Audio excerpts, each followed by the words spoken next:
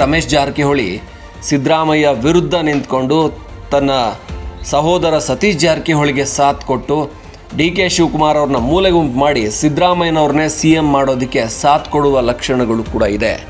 ಹಾಗಾಗಿ BJPಯಲ್ಲಿ ಕೂಡ ದೊಡ್ಡ ಒಂದು ಪಡೆ ಸಿದ್ದರಾಮಯ್ಯನವ್ರ ಪರ ನಿಲ್ಲೋದಕ್ಕೆ ಸಿಂಪತೈಸರ್ ಆಗಿ ಅವರ ಪರ ಅನುಕಂಪವನ್ನು ಇಟ್ಕೊಂಡು ತಯಾರಾಗಿದೆ.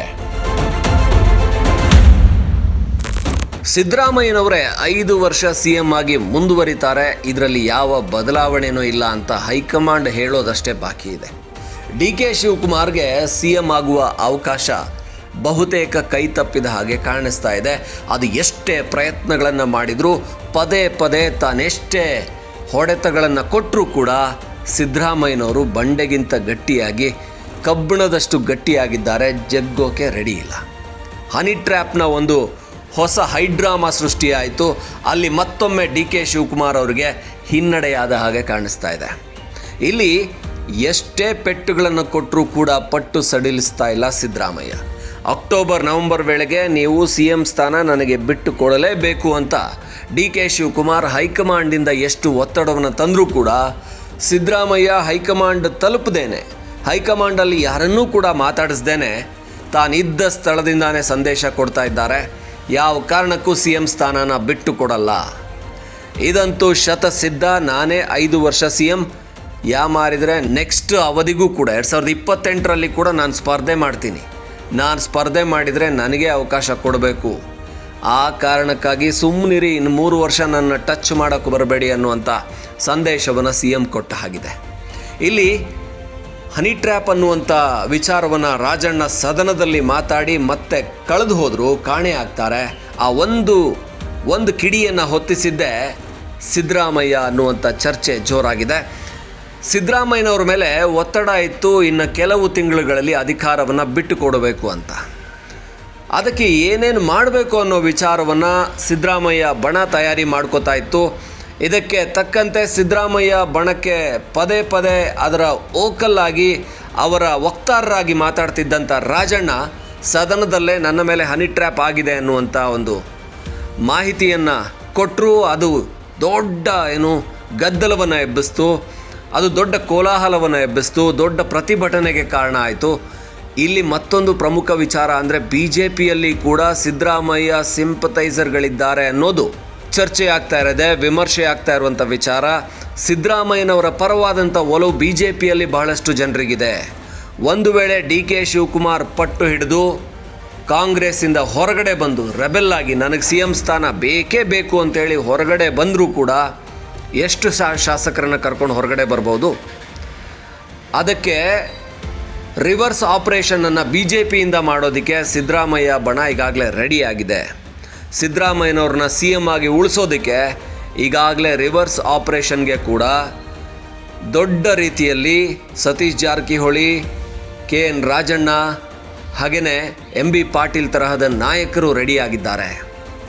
ಡಿ ಕೆ ಶಿವಕುಮಾರ್ ಒಂದು 20 ಶಾಸಕರನ್ನ ಕರ್ಕೊಂಡು ಹೊರಗಡೆ ಬಂದರೂ ಕೂಡ 2018ರಲ್ಲಿ 19ರಲ್ಲಿ ಆ ಒಂದು ಕುಮಾರಸ್ವಾಮಿ ಸರ್ಕಾರವನ್ನು ಬೀಳಿಸಿದ ಹಾಗೆ ಹೊರಗಡೆ ಬಂದರೂ ಕೂಡ ಈಗ BJP ಕಡೆಯಿಂದ ಅದೇ 20 ಶಾಸಕರನ್ನ ಹೊರಗಡೆ ಕರ್ಕೊಂಬರೋದಕ್ಕೆ ರೆಡಿಯಾಗಿದ್ದಾರೆ ಸಿದ್ದರಾಮಯ್ಯ ಬಣದವರು.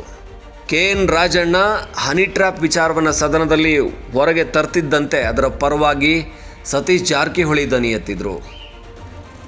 ಎಲ್ಲರೂ ಕೂಡ ಇದರ ಪರವಾಗಿ ಒಂದು ದೊಡ್ಡ ಪಡೆನೇ ನಿಂತ್ಕೊಳ್ತು. ಹಾಗೆಯೇ ಇದನ್ನು ಮಾಡಿರೋದು ಕಾಂಗ್ರೆಸ್ನ ನಾಯಕರೇ, ಒಳಗಿರುವಂಥ ಅಧಿಕಾರಕ್ಕಾಗಿ ಕಾಯ್ತಾ ಇರುವಂಥ ಡಿ ಕೆ ಶಿವಕುಮಾರ್ ಅನ್ನೋ ರೀತಿಯಲ್ಲಿ ಬಿಂಬಿಸುವಂಥ ಪ್ರಯತ್ನಗಳಾಯಿತು.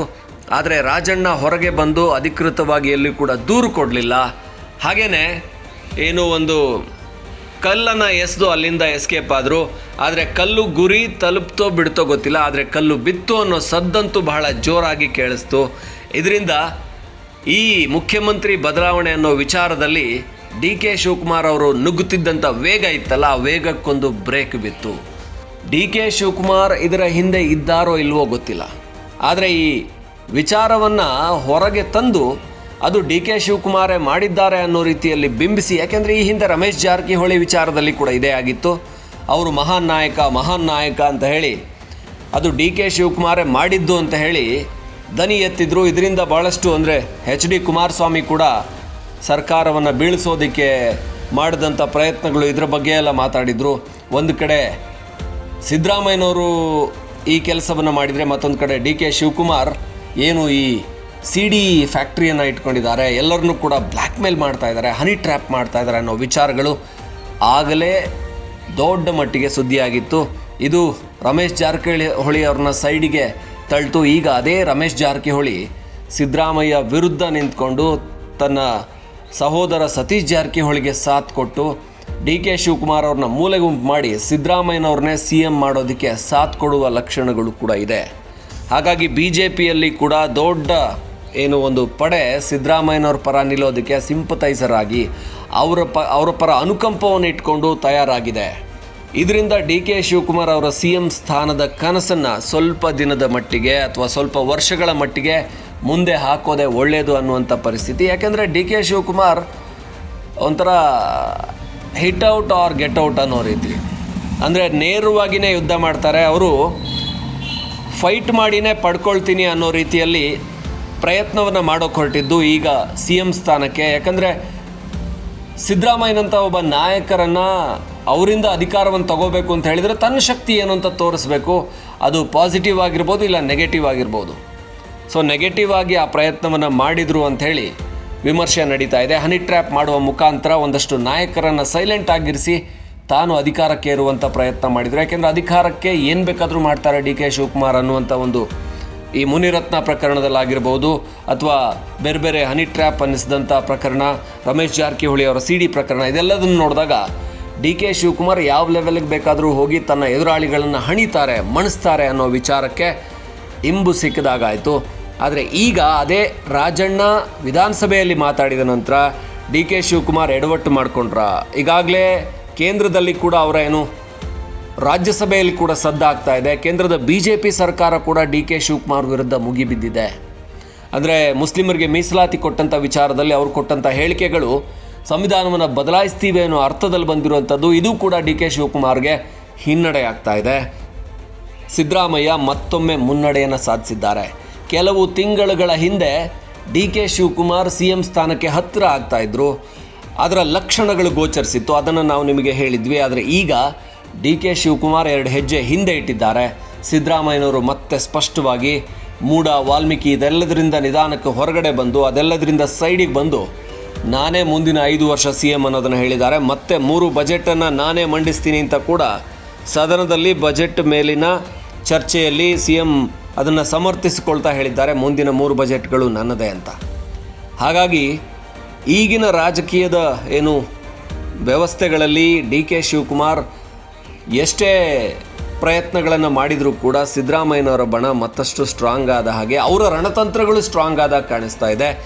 ಇದಕ್ಕೆ DK ಇನ್ಯಾವ ರಣತಂತ್ರ ಹೆಣಿತಾರೆ?